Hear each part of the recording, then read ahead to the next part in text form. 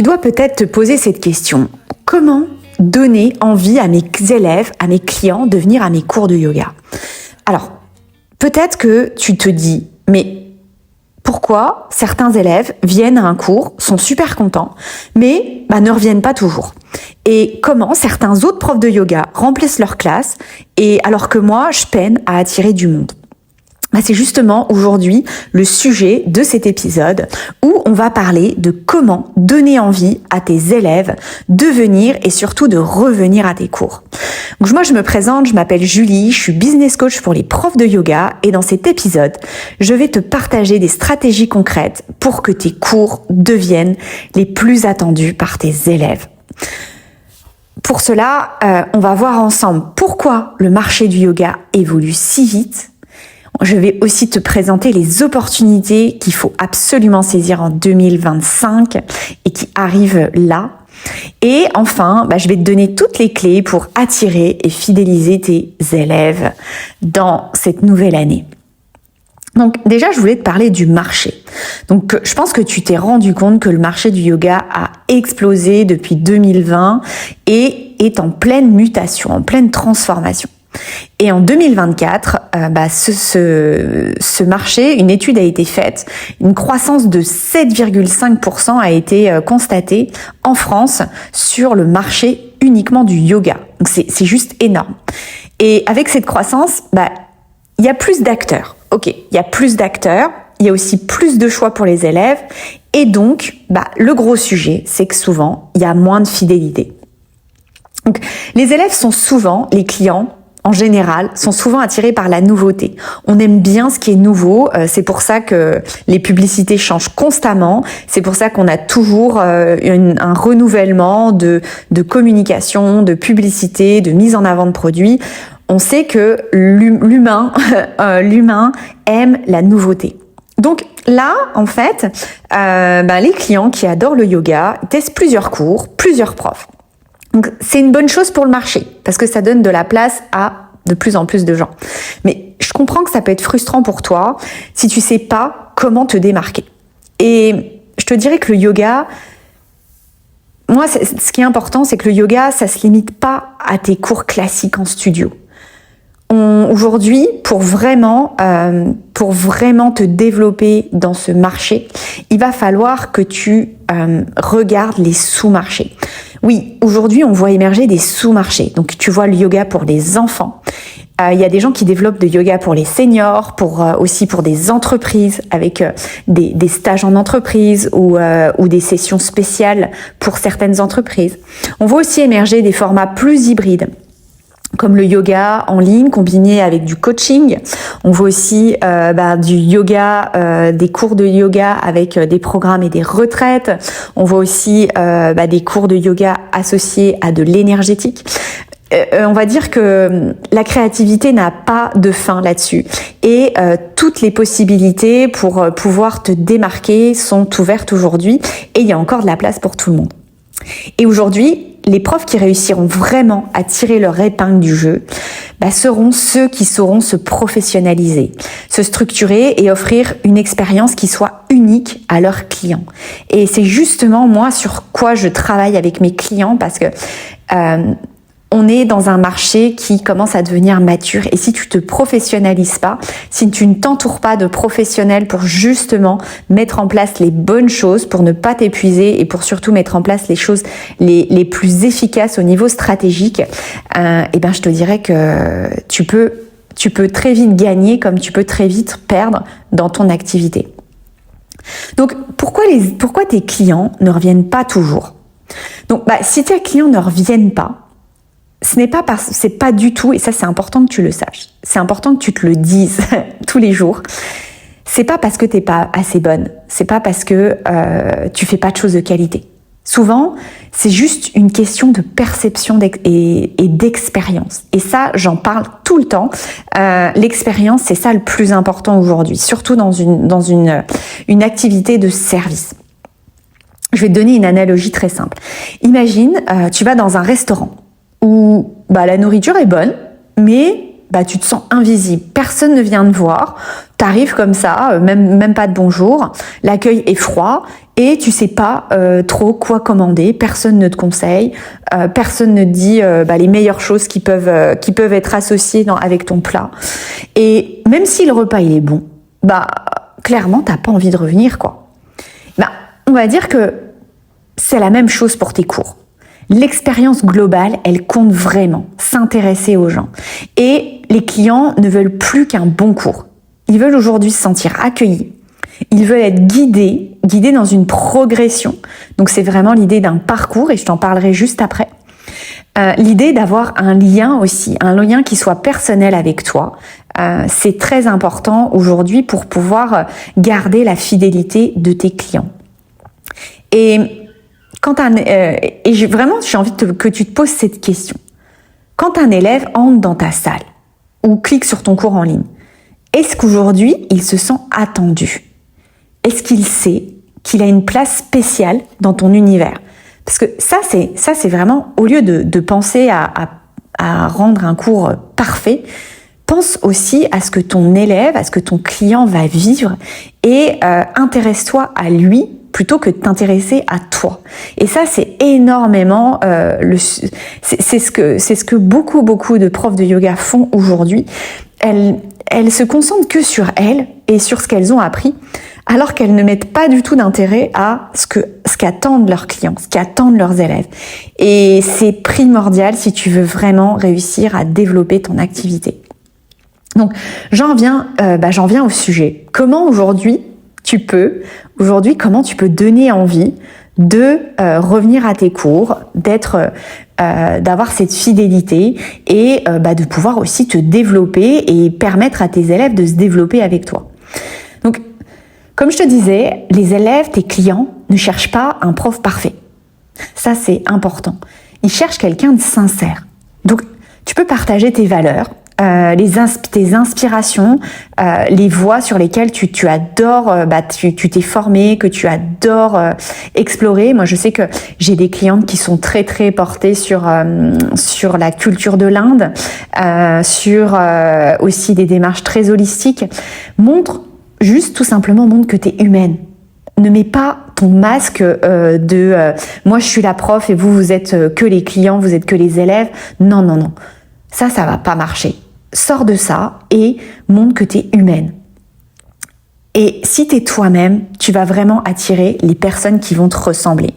Moi, je vois beaucoup de personnes qui me disent « Oui, mais il y a de plus en plus de concurrence. » Mais en fait, tu vas attirer les gens qui te ressemblent. Et si tu te démarques en plus et si tu crées quelque chose, une offre qui soit de haute qualité, c'est vraiment ce que je fais aujourd'hui avec mes clients, tu n'auras pas besoin de 200 élèves aujourd'hui, tu n'auras pas besoin de 200 clients, mais justement, tu vas attirer des gens qui auront envie de travailler avec toi, que tu vas inspirer et vraiment tu vas attirer les personnes qui te ressemblent. Donc c'est aussi un travail à faire sur toi parce que c'est vrai que si toi-même t'es pas fidèle à tes cours que tu prends auprès d'autres personnes, si toi-même tu n'es pas fidèle et tu réchignes à donner ne serait-ce que 30 € dans un atelier, je te dirais que tu vas attirer des gens comme ça. Et c'est toujours le travail sur soi amène toujours l'environnement à se modifier. Donc vraiment, essaye de travailler aussi sur tes zones d'ombre, sur les choses qui sont pour toi encore difficiles. Et tu vas voir que tu vas attirer de plus en plus de gens qui vont vibrer comme toi, quoi.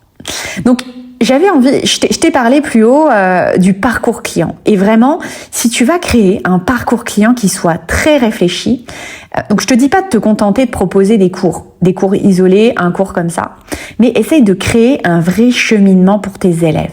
Tu vois, par exemple, tu peux faire une séance de découverte et après tu peux faire un programme avec une progression, par exemple sur 6-8 semaines. Tu peux même proposer ensuite des ateliers thématiques pendant les vacances, par exemple. Et plus tu vas leur montrer qu'ils avancent dans leur pratique grâce à toi, qu'ils vont réussir à développer avec leur engagement, à développer des nouvelles compétences, c'est là que tu vas vraiment créer une relation durable. Donc ça, c'est important. Le parcours client, nous on le travaille avec chacune de mes clientes parce que s'il n'y a pas de parcours client, il n'y aura pas de fidélisation de tes clients, clairement. Un autre sujet, c'est vraiment toi et ton unicité. Parce que ton unicité, c'est ta force. Alors arrête de faire comme les autres, arrête de vouloir imiter les autres, mais essaye d'identifier vraiment ce qui te rend différente. Donc ça peut être peut-être ta manière d'enseigner, ça peut être ton parcours, ça peut être aussi peut-être une approche plus spirituelle ou peut-être une approche plus anatomique, plus technique qui permet d'être rassuré aussi sur des postures de yoga. Ça peut être aussi les personnes, le type de personnes que toi tu veux aider. Je te donne par exemple un des enfants ou des personnes qui ont une mobilité qui sont réduites. Il y a plein de choix, clairement. Par exemple, moi, j'ai une de mes clientes qui s'est spécialisée pour les jeunes mamans. Donc, elle a ajouté dans son offre, dans son accompagnement en yoga, des conseils beaucoup plus spécifiques pour les jeunes mamans sur le bien-être. Elle a aussi ajouté des offres de massage. Elle a créé aussi toute une communauté avec des cercles de femmes qui sont dans la même situation et qui reviennent chaque semaine parce qu'elles se sentent bien, elles se sentent comprises. Donc tu vois, tout ça, c'est un parcours client qu'elle a pu développer et qui aujourd'hui lui permet de garder ses clients, avoir cette fidélisation de ses clients. Il y a une chose aussi, un sujet que vous rencontrez, beaucoup rencontrent ça, c'est de mettre en avant la valeur de tes accompagnements. Je trouve qu'il y a beaucoup de profs qui sous-estiment la valeur qu'elles apportent parce que ça fait 1 an, 2 ans ou même des fois 10 ans qu'elles sont profs de yoga, mais elles se sentent toujours pas légitimes.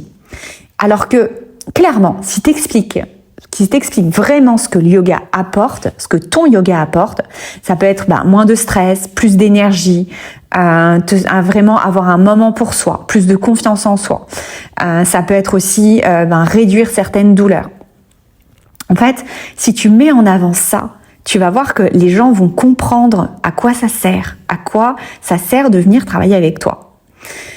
Tu peux aussi utiliser, et ça, sans limite, vraiment, vas-y complet, vas-y all-in, d'utiliser tous les témoignages de tes élèves, tous les témoignages de tes clients pour enfin montrer l'impact de tes cours. Le nombre de fois où je vous entends me dire, quand je vous pose la question, qu'est-ce qui te plaît dans le yoga?